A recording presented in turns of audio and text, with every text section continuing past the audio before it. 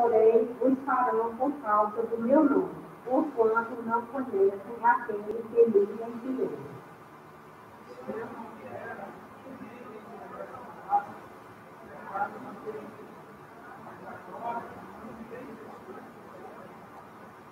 Quem me odeia, odeia também a meu Pai.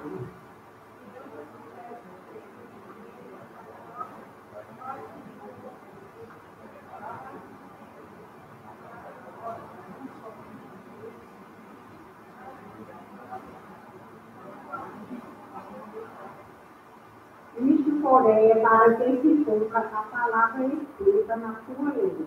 Odiaram-me sem motivo.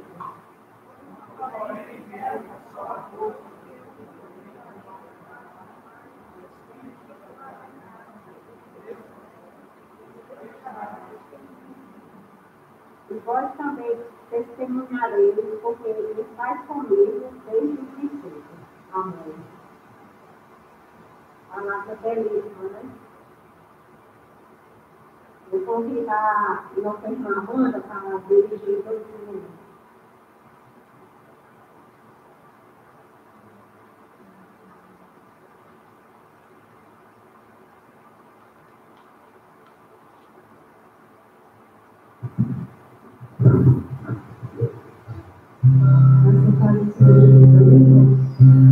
Vamos louvar o Senhor cantando em espírito e em verdade.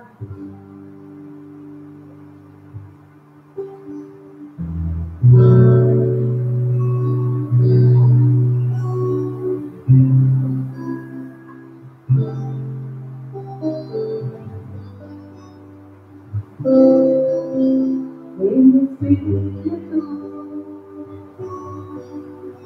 em verdade, te adoramos, te adoramos. Em espírito, em verdade, te adoramos, te adoramos. Rei dos céus e Senhor, entregamos nosso viver. Rei dos céus e Senhor, entregamos nosso viver pra te adorar, Rei dos céus. Foi que eu nasci, Jesus, meu prazer é te louvar, meu prazer está nos atos do bom Senhor, meu prazer é viver na casa de Deus, onde flui o amor, pra te adorar, Rei dos céus. Foi que eu nasci, Rei Jesus, meu prazer é te louvar, meu prazer está nos atos do Senhor, meu prazer é viver na casa de Deus, onde flui o amor.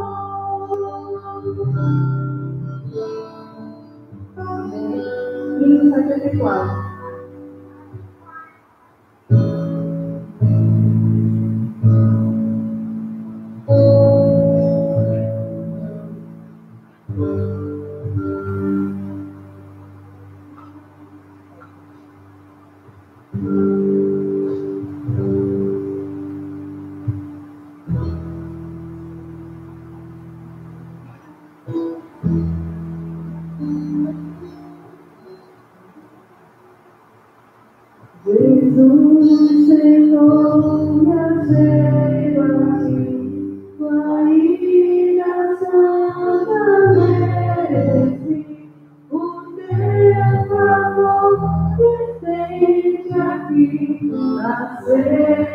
pecador. Eu venho como estou, sim, venho como estou, porque Jesus por mim morreu. Eu venho como estou, as minhas culpas grandes são, mas tu que não morreste em vão, me podes conceder perdão, aceita o pecador.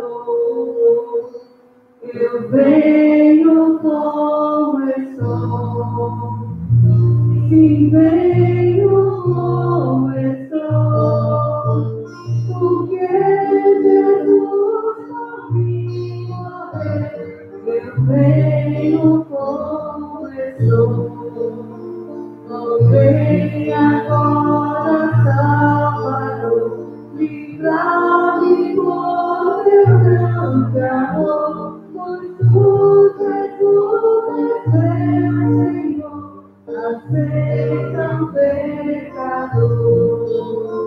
Eu venho como estou, sim, venho como estou, porque Jesus por mim morreu. Eu venho como estou. Amém.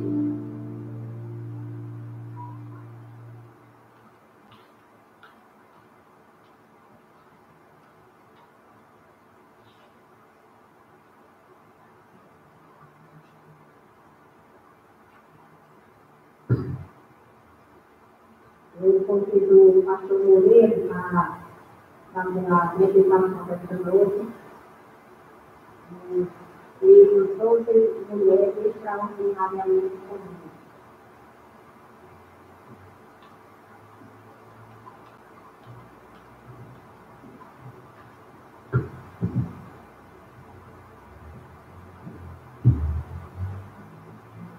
A única vez que eu subo o microfone depois que alguém fala é quando a Aparecida fala primeiro que eu.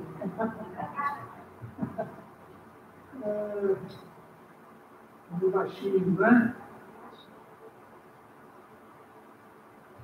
Minhas irmãs, meus irmãos, boa noite.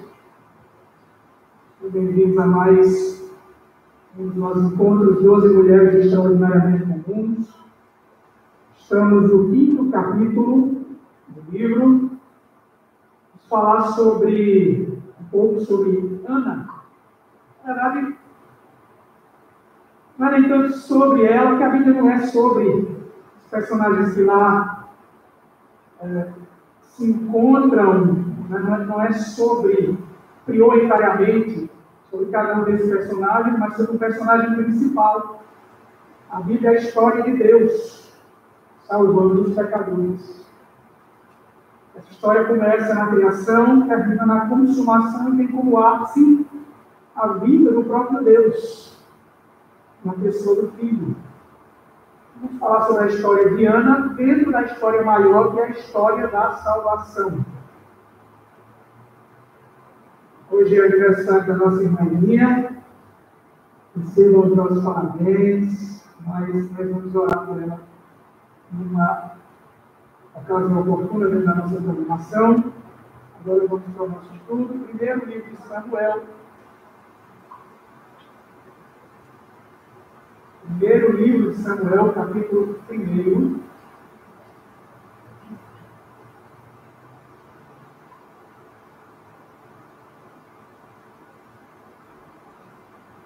Vamos ler do verso 1 ao 18.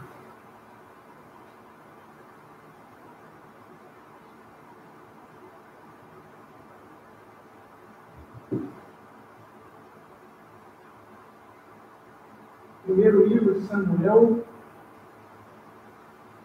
no primeiro capítulo, do 1 ao 18.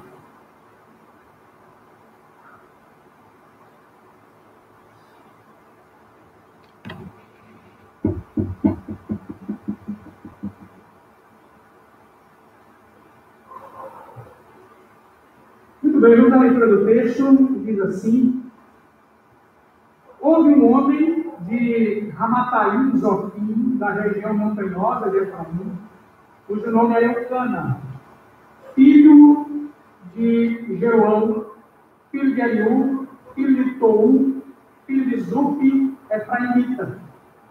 Tinha ele duas mulheres, uma se chamava Ana e a outra Penina. Penina tinha filhos, Ana, porém, não os tinha. Este homem subia da cidade de ano em ano a adorar e a sacrificar ao Senhor dos Exércitos em Siló. Estavam ali os dois filhos de Eli, Hofni e Finéias, como sacerdotes do Senhor. No dia que Eucana oferecia o seu sacrifício, dava ele porções deste a Penina, sua mulher, e a todos os seus filhos e filhas. A Ana, porém, dava porção dupla, porque ele a amava, ainda mesmo que o Senhor a houvesse deixado estéril. A sua rival a provocava excessivamente para a irritar, porquanto o Senhor lhe havia cerrado a mão. E assim o fazia ele de ano em ano, e todas as vezes que Ana subia à casa do Senhor, a outra a irritava, pelo que chorava e não comia. Então Eucana, seu marido, lhe disse: Ana, por que chorais? Aliás, por que choras? E por que não comes? E por que estás de coração triste? Não te sou eu melhor do que 10 filhos? Após terem comido e bebido em Siló, estando Eli, o sacerdote, assentado numa cadeira junto a um pilar do templo do Senhor, levantou-se Ana e com amargura de alma orou ao Senhor e chorou abundantemente. E fez um voto, dizendo: Senhor dos Exércitos, se benignamente atentares para a aflição da tua serva, e de mim te lembrares, e da tua serva te não esqueceres, e lhes deres um filho varão, ao Senhor o darei por todos os dias da sua vida, e sobre a sua cabeça não passará navalha. Demorando-se ela a orar perante o Senhor, passou Eli a observar o movimento dos lábios. Porquanto Ana só no coração falava. Seus lábios se moviam, porém não se ouvia voz nenhuma. Por isso Eli até foi embriagada. E lhe disse: até quando estarás tu embriagada? Aparta de ti esse vinho. Porém Ana respondeu: não, Senhor meu, eu sou mulher atribulada de espírito. Não bebi nem vinho nem bebida forte. Porém venho derramando a minha alma perante o Senhor. Não tenhas, pois, a tua serva por filha de Belial, porque pelo excesso da minha ansiedade e da minha aflição é que tenho falado até agora. Então lhe respondeu Eli: vai em paz, e o Deus de Israel te conceda a petição que ele fizeste. E disse ela: ache a tua serva mercê diante de ti. Assim a mulher se foi seu caminho e comeu, e o seu semblante já não era triste. Até aí, por enquanto, a leitura da palavra do Senhor. Bom, meus irmãos e irmãs, o que nós temos aqui, em termos de contexto maior, é um período de uma crise horrível na história de Israel. Uma crise em todo sentido, uma crise generalizada. É só você perceber que o livro de Samuel, na Bíblia hebraica, é um livro só. Depois, por motivo de dados, foi separado em primeiro e segundo, mas é um livro só. Tanto é que você vai ter os auges do livro no começo, no Cântico de Ana, e no final, lá no segundo livro de Samuel, os Cantos de Davi. Você percebe que é uma unidade literária ali no primeiro e no segundo livro. Mas ele está exatamente depois do livro dos Juízes, do livro de Ruth. Então, o contexto que nós temos aqui é o contexto final do tempo dos Juízes, que era um tempo absolutamente sombrio.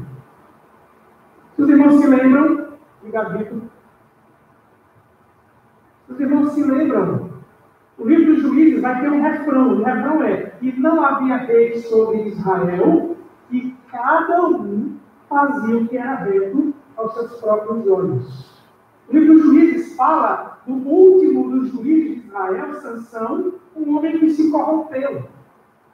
E aí encerra a história do livro dos Juízes, não fosse 3 histórias subsequentes como um apêndice para ilustrar o que está acontecendo naquele contexto tão drástico.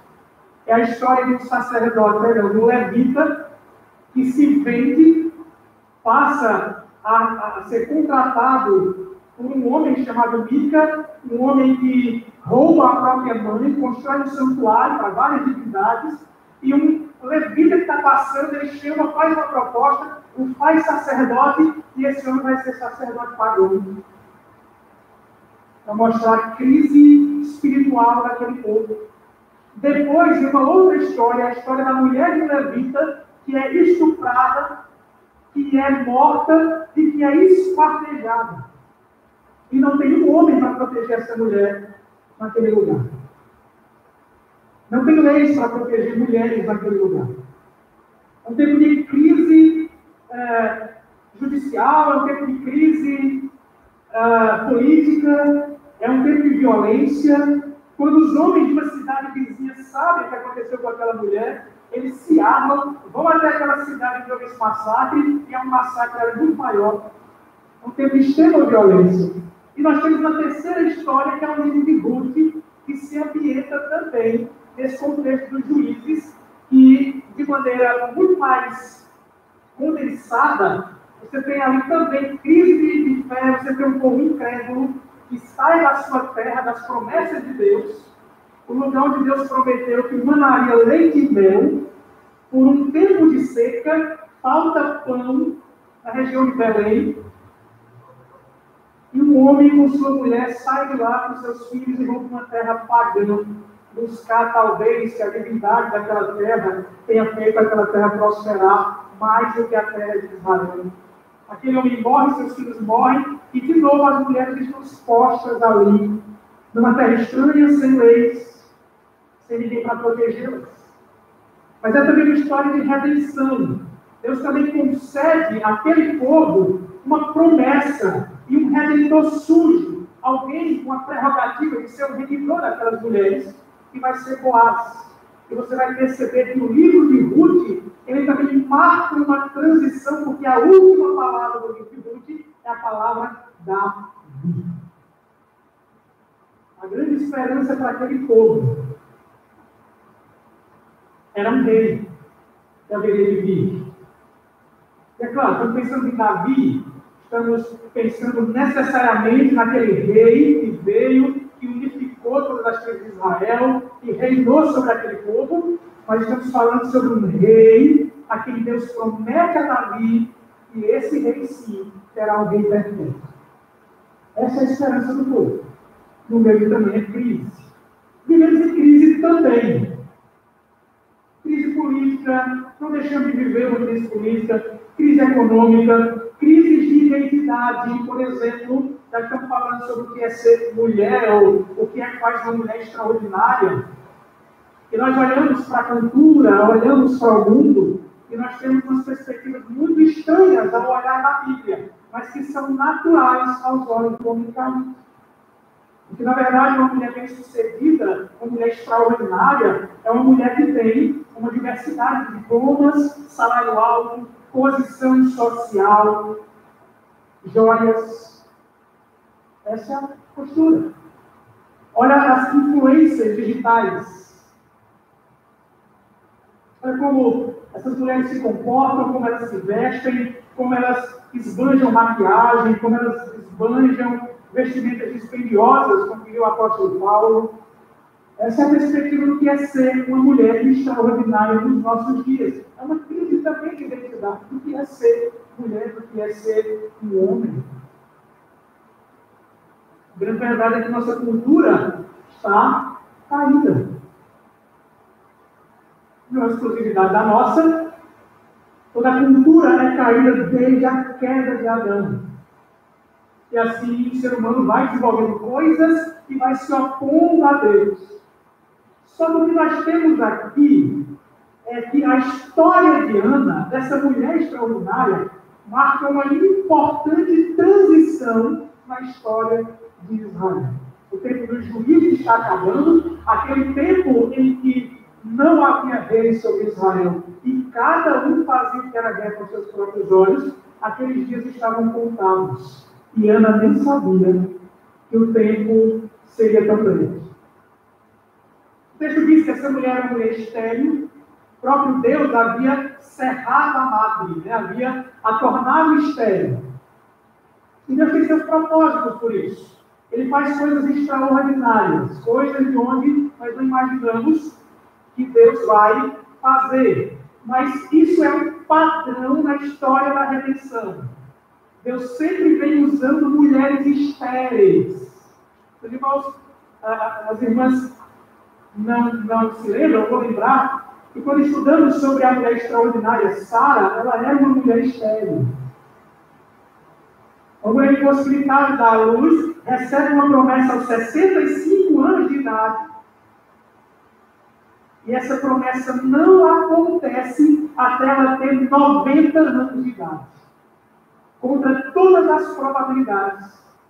Só que, imagine mais antes, um pouco antes, imagine o contexto da queda. Está ali Eva e Adão sabia muito bem que no dia que eles desobedecessem, a maldição da lei entraria em vigor. E qual era a maldição da ordem de Deus ali, que era a lei de Deus, proclamada pela boca do próprio Deus? No dia em que comeres, certamente o quê? Morrerás. Agora imagine quando Deus olha para aquela situação e aquelas pessoas caídas, esperando a morte, escutam que um descendente dessa mulher vai reverter esse contexto de queda. A esperança está na vida que segue mesmo após a queda. Para aquela mulher que esperava a morte, um contexto de esterilidade e sequidão, até que ambos morressem, Adão e Eva, eles iriam frutificar. Eva iria dar à luz. Então, o tema da ameaça da esterilidade sempre aparece no contexto da promessa do Redentor, e no caso de Ana também não é diferente. Está lá, o ambiente é de crise, como no Éden. Nós temos aqui uma representação edênica, um contexto do Éden vai se repetindo e vai acompanhando toda a narrativa do Antigo Testamento.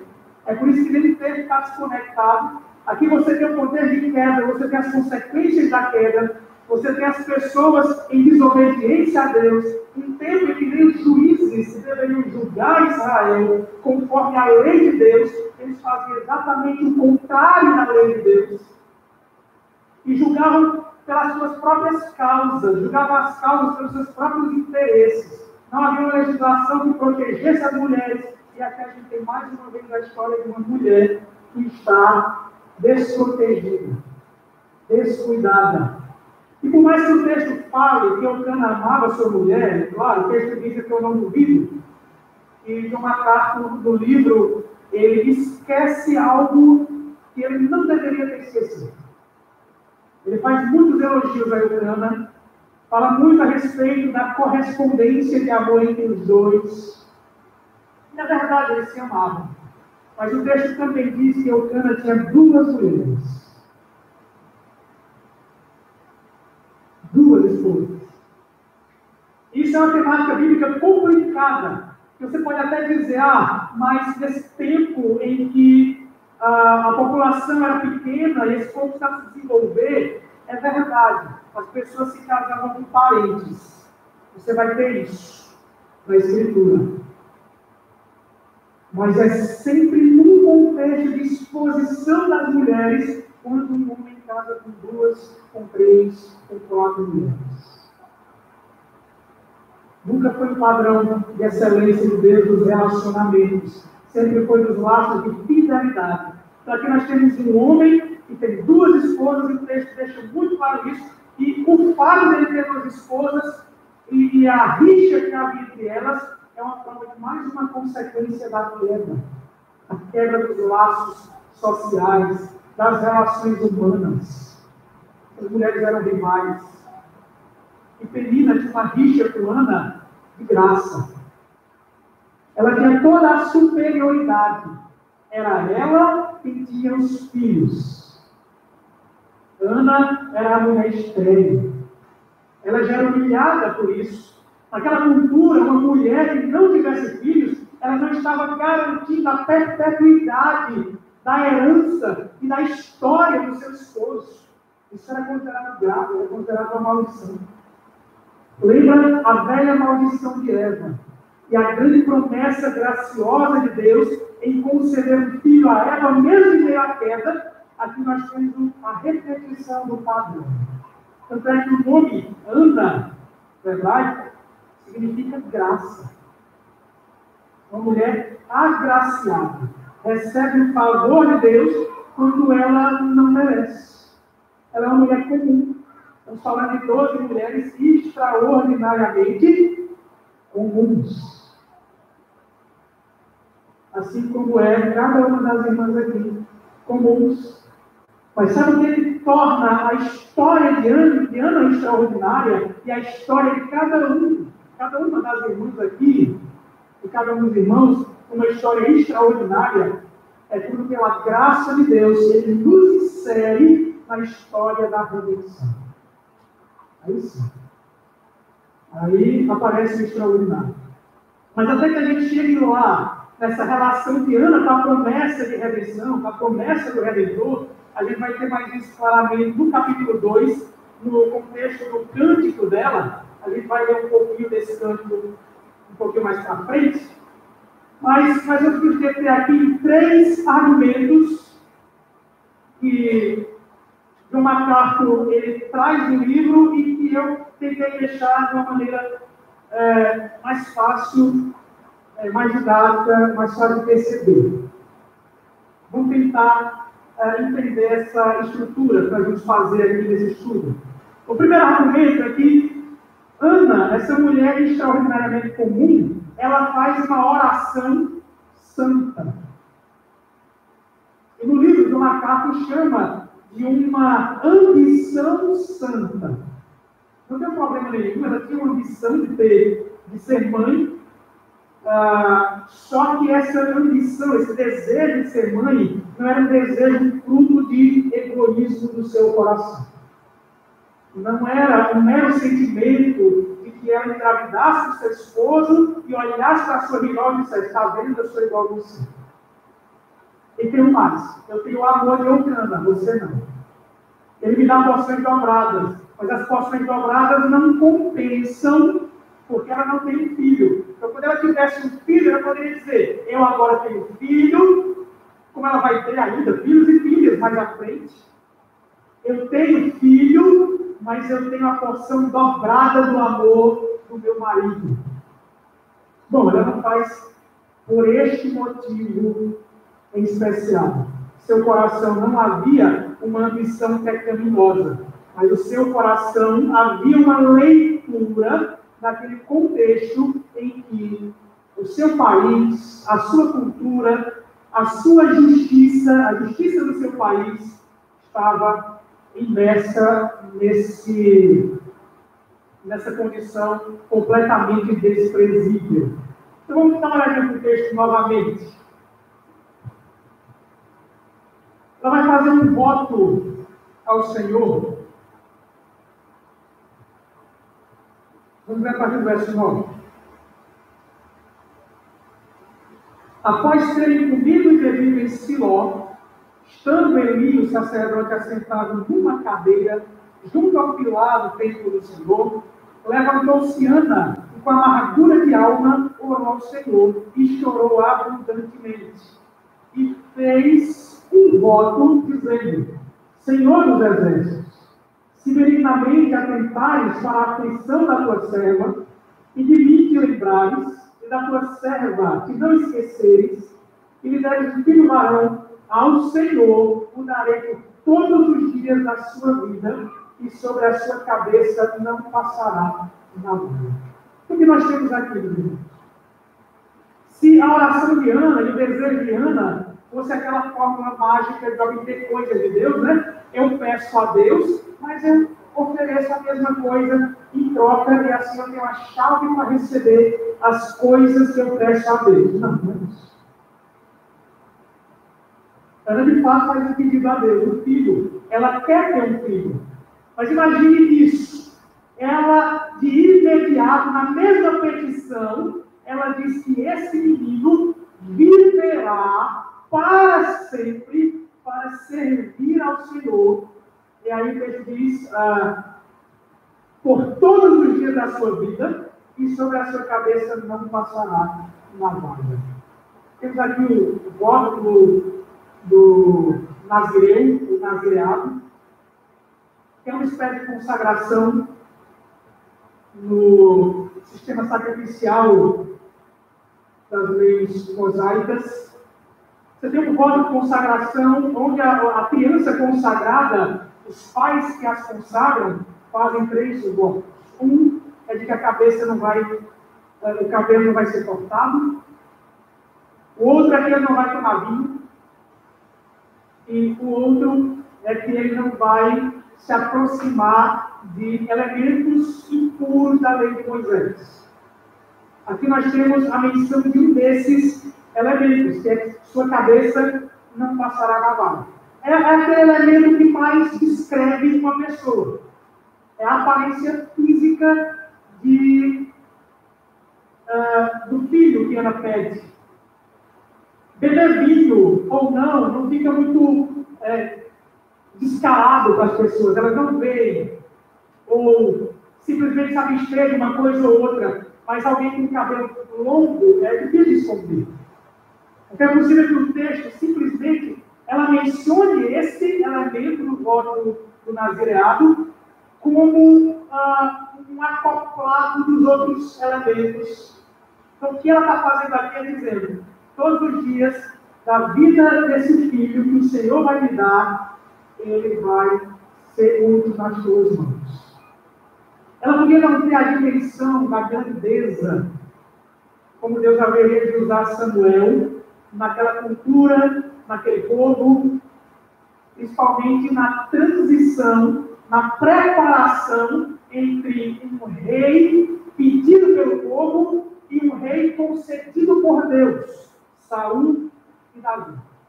Saul representando um tempo de crise política, trevas, desunião, falta de comunhão, brigas, guerras, rixas, e Davi representando então esse tempo de prosperidade. Samuel está exatamente no meio dessa história. Lembrem-se disso, que mais na frente nós vamos ver que o padrão vai se repetir quando no meio do tempo em que Deus não mais falava com o seu povo, havia 400 anos depois da profecia de Malaquias, um período de escuridão, de silêncio, aparece alguém chamado João Batista e vai preparar o caminho da chegada do novo rei, do grande rei, do rei Jesus. O que nós temos aqui, a história de Samuel e a vida de Samuel, muito se assemelha ao padrão posterior que João Batista irá desempenhar. Então perceba que a estrutura da redenção começa a aparecer aqui. Muito bem. Essa oração que Ana faz é uma oração santa, uma oração sincera, é uma oração de dedicação desse filho que Deus haveria de conceder e que ela devolveria para que ele fosse usado para preparar o caminho do grande ungido do Senhor, do grande rei de Israel, o rei Davi, e o padrão posterior se repete, o rei Jesus. Muito bem. Mas Ana, ela não apenas representa o tipo de oração que confia na soberania de Deus e que reconhece que a nossa petição ela deve ganhar patamares maiores do que as nossas necessidades limitadas a nós mesmos e as nossas circunstâncias. Mas ela também aparece como padrão para desfazer uma espécie de idolatria que é muito comum sobre a vida dos pais, que é a idolatria aos filhos. É a vida construída e girando em torno dos filhos. Interessante que no ministério pastoral, pastores se deparam com crises conjugais por causa dos filhos. por causa de uma atenção, uma dedicação exagerada, uma vida que gira, orbita em torno das necessidades dos filhos, e os casais se abandonam, se esquecem. E as crises se instalam. Porque é exatamente uma inversão da relação, da criação de Deus no casamento. Deus não fez você uma só carne com seus filhos, mas fez com seu esposo. Já parou para pensar nisso? Ele não disse, você é uma só carne com seus filhos. Ele disse, você é uma só carne com seu esposo. É Deus quem faz essa cirurgia.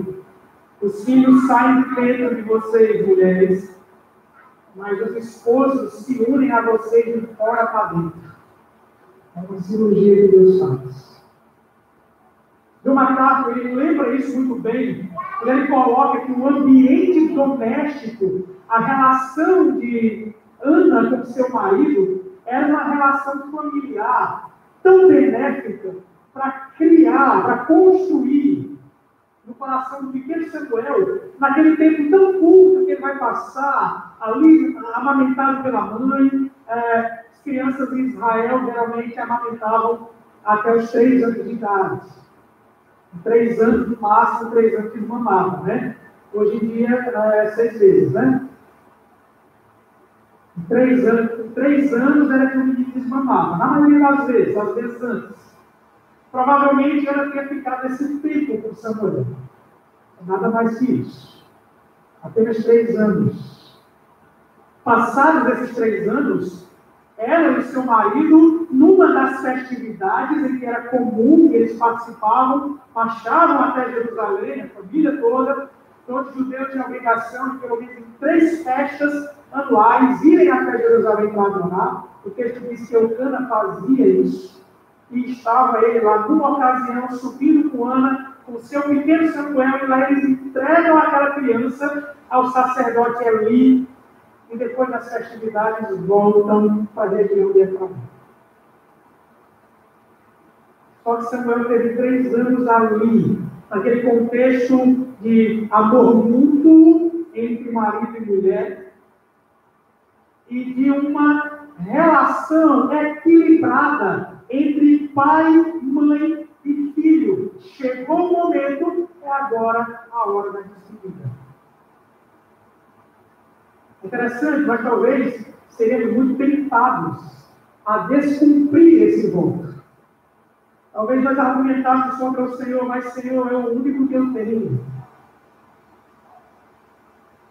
Mas Senhor, foi tão sofrido. O Senhor lembra daquele dia que eu estava no templo, me derramando em lágrimas, sendo confundida pelo sacerdote, mais uma vez mostrando a exposição das mulheres. A crise religiosa era tão grande naquela época que os filhos de Eli, que também eram sacerdotes, além de serem corruptos financeiramente, ainda levavam prostitutas para se deitarem com eles dentro do próprio templo. É possível que Eli, ao olhar para Ana, naquele estado, ele a tivesse confundido com uma das mulheres que Finéias, seus filhos, levavam ao templo. Por isso a repreensão. Por que, Ana? Se aparte dessa bebida, mulher. E ela, então, de maneira tão humilde e com o coração tão doloroso, e ainda mais machucada agora pela confusão que ela faz, ela diz, não me confunda com uma filha de Belial, não me confunda com uma filha pagã, não me confunda com uma vida associada a demônios. A educação de Ana é tamanha que ela não diz, não me confunda com as queridinhas aí dos seus filhos. Não me confunda. Mas eu estou amargurada, pedindo a Deus que me atenda. E ela nem diz a ele o que é. E quando ele percebe que de fato aquela mulher está amargurada e orando ao Senhor, ele a abençoa. Ele diz no verso 18, ache a tua serva, tem sede diante de ti. Aliás, verso 17, vai-te em paz, e o Deus de Israel te conceda a petição que ele fizeste. Vai-te em paz. Ele declara a paz sobre a vida de Ana. Ele é que lembra o Evangelho. Não é o Evangelho que olha a vida amargurada, a vida atribulada pelo pecado, a ameaça da condenação se aproxima, e o Evangelho que chega e aponta para o príncipe da paz, para que haja paz entre o pecador e entre o juiz. Vai em paz. Sinta essa paz. E é interessante que essa mulher, após orar, o texto diz que ela foi seu caminho, comeu, e o seu semblante já não era triste. Era uma mulher que, além de confiar na soberania de Deus, ela entrega a sua petição, e isso muda as suas perspectivas. Você já percebeu como às vezes nós oramos e continuamos amargurados do mesmo jeito? Você lembra quantas vezes você, de maneira atribulada, orou e colocou nas mãos do Senhor sua tribulação, e quando você parou de orar, você continuou triste e semblante caído? Mas você também já deve lembrar, já deve ter passado por isso, aquele momento em que você orou e o seu semblante já não era mais desfalecido. Deus renovou as forças. E é isso que Deus faz. Deus renovou as forças de Ana e concedeu a Ana aquilo que ela havia pedido, e Ana devolveu esse filho ao Senhor. Não havia uma relação de desequilíbrio entre Ana e seu filho, mas havia equilíbrio, principalmente equilíbrio na relação de Ana com o seu Deus e com o voto que ela havia feito ao seu Senhor.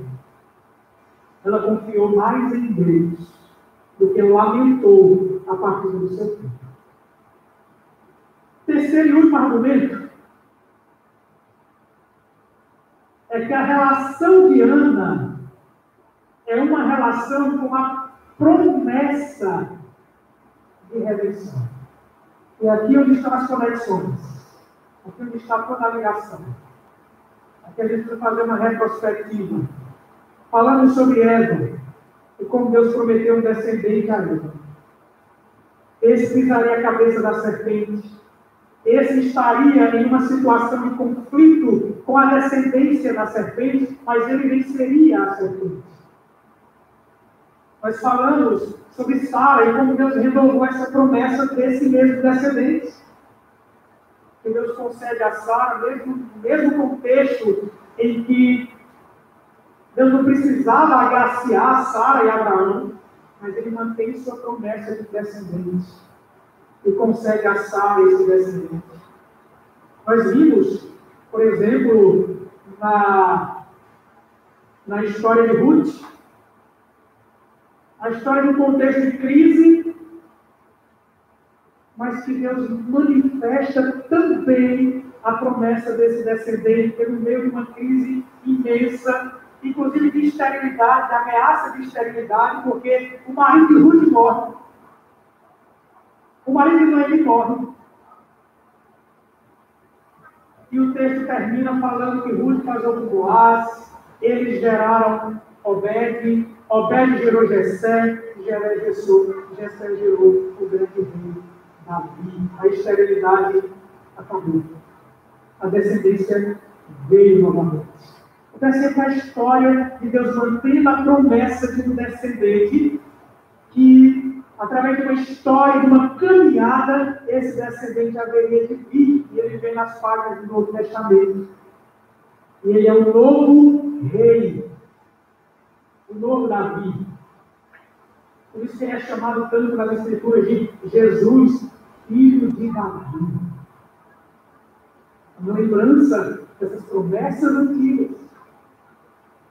Então Samuel, o filho de Ana, que nasce, que vai crescer ali aos pés de Eli, aprendendo a lei do Senhor, aprendendo a palavra do Senhor, vai ser aquilo que os juízes de Israel no tempo dos juízes não conseguiram ser, ele julgará as causas de Israel, ele será também profeta sobre Israel, e ele vai anunciar que Deus trará esse rei que haverá de unificar o seu povo, que haverá de arrebanhar o seu povo.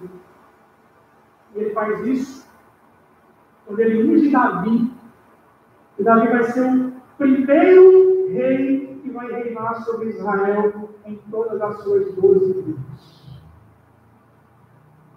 Depois ele é sucedido por Salomão.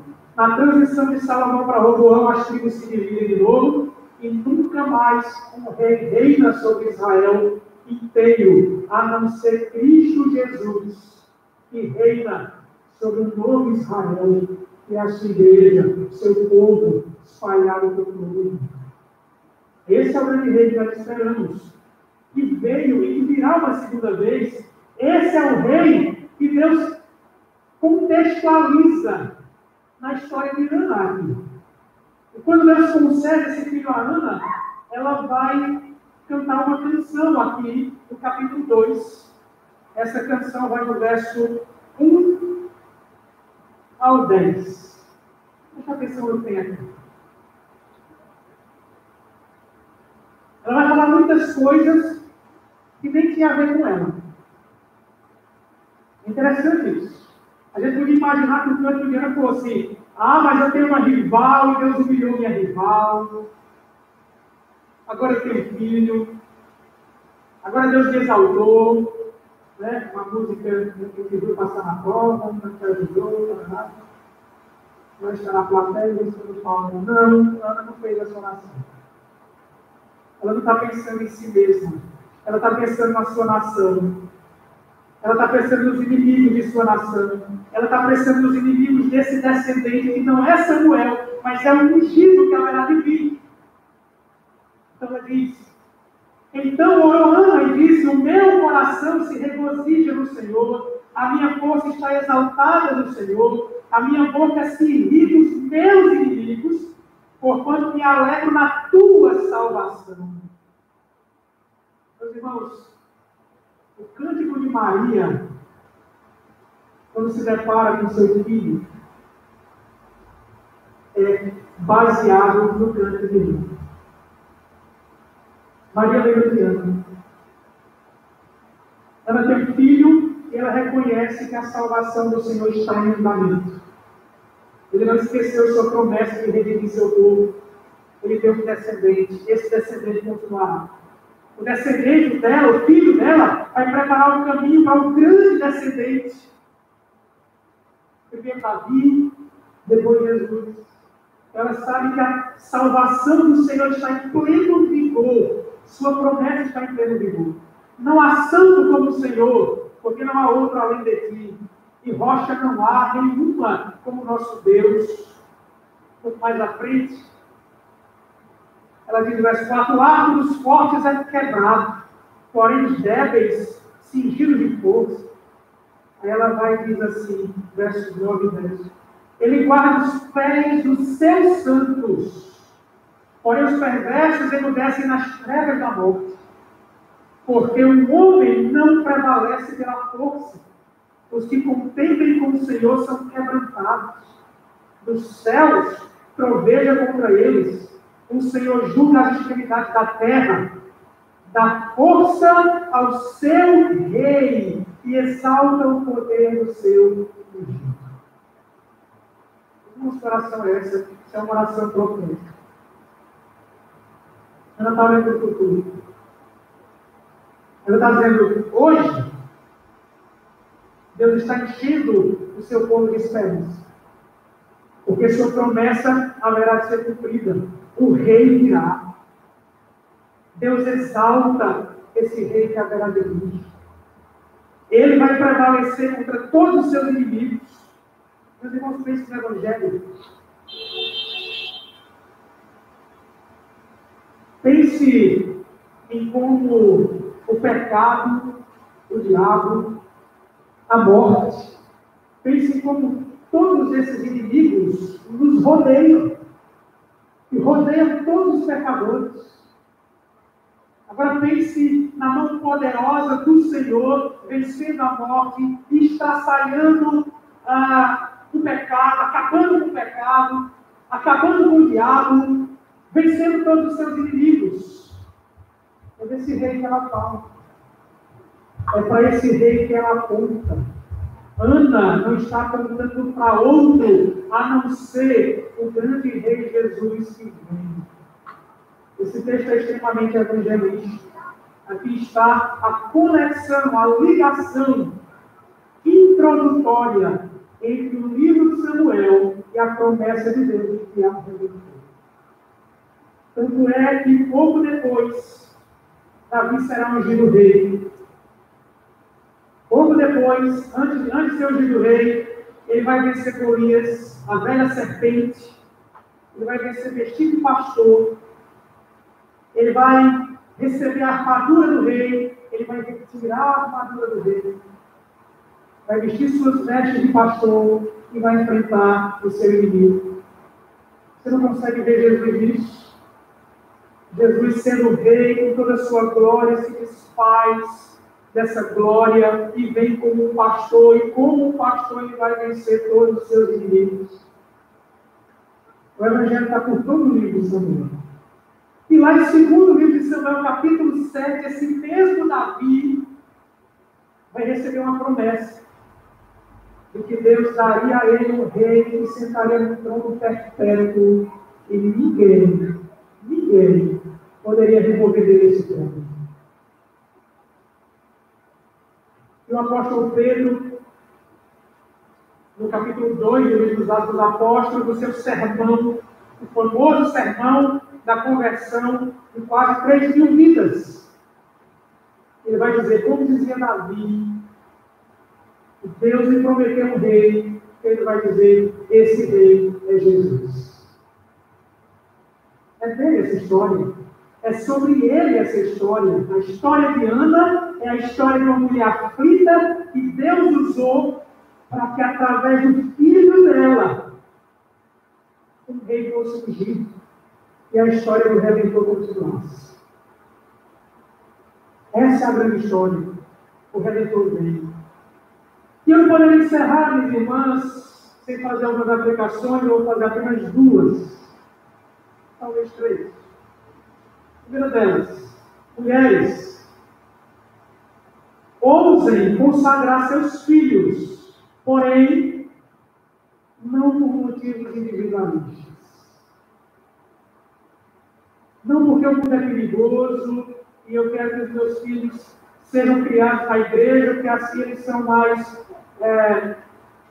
menos expostos aos perigos. É claro, isso é um motivo legítimo. Mas meus irmãos, não esqueçam que nossos filhos são flechas para serem arremessadas. E para serem lançadas longe. Para atingirem o alto. Para irem além das nossas casas. Para serem usados por Deus na história da redenção. Deus vai nos incluindo nessa história e usando as nossas vidas nessa história, assim como Ele usou Ana para que a história do Redentor continuasse. Ele usa cada um de nós, nossas vozes, nossas bocas, nossos filhos, para continuar contando essa história. Para continuar anunciando a vida desse rei, mas agora a sua segunda vida. Ana entregou seu filho para anunciar a vida, a primeira vida desse rei. Nossos filhos sejam consagrados a Deus para anunciarem a segunda vida desse mesmo rei.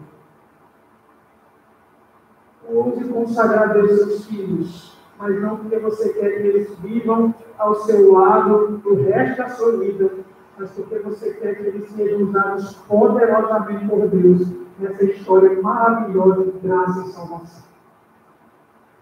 Segunda, mulheres que sofrem tanta pressão da sociedade para ter status. Olhando o Instagram, eu acompanho o Instagram de 2 jornais do Ceará, 2 principais jornais do Ceará. Aparecem coisas boas, aparecem coisas que, se eu pudesse desver, eu desveria.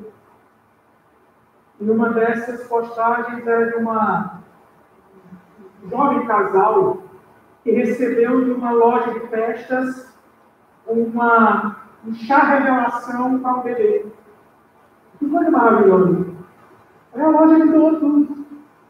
Doou enxoval, doou brinquedos para a criança, doou um bolinho ali, a festa refrigerantes, aquele negócio que você estoura para sair a cor, para dizer, né, se é menino ou menina. E eles estouram lá, uma menina, e todo mundo fica em festa, e uma pessoa colocou lá no comentário: aproveita que você está aí, um pacote de camisinha é R$2, na lata de leite 80. Eu disse, coitado, não consegue se alegrar com a alegria de ninguém. Só consegue olhar para as pessoas pelo prisma da própria tristeza, da própria tragédia, e não conseguir reconhecer o valor de uma vida, num filho que chega, num filho que nasce. Que mundo caído é esse? Então, mulheres, sua grandeza não está nesses diplomas, no dinheiro, na posição, nas viagens, nas férias caras, planejadas, na viagem internacional. Sabe onde é que está a sua grandeza? É pedir Deus pegar cada um de vocês, cada um de nós, e enxertar em Cristo Jesus. Nos inserir na videira. Fazer fluir como a seiva de uma árvore até os galhos, fazer fluir o sangue de Cristo, trazendo vida para a nossa carcaça, trazendo significação para a nossa insignificância. É em Cristo que está a nossa identidade, é em Cristo que está o fato de vocês serem mulheres extraordinárias, seja no lar, seja trabalhando, seja cuidando dos filhos, seja cuidando do marido. É em Cristo que vocês são mulheres extraordinárias, pela graça dele.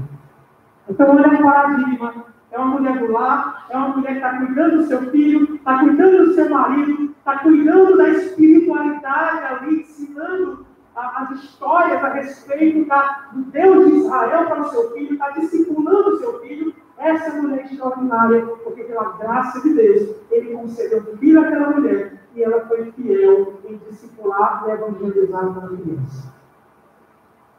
Ela é extraordinária. Assim como vocês são extraordinários. Quando evangelizam seus filhos, quando discipulam seus filhos, quando trazem seus filhos para a igreja, quando, apesar de todas as circunstâncias, dobram seus joelhos e oram, confiando no Senhor, que salvará seus filhos e cuidará dos seus filhos, e cuidará do seu lar, da sua casa.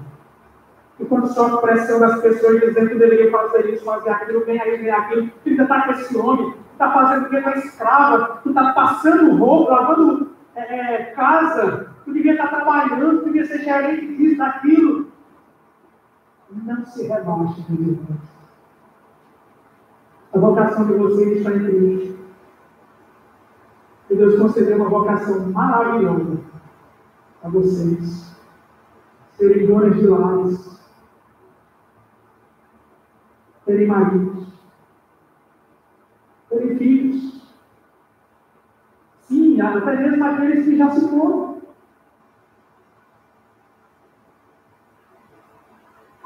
E continuam nas memórias, nas lembranças, as boas memórias do afago, do carinho, do abraço.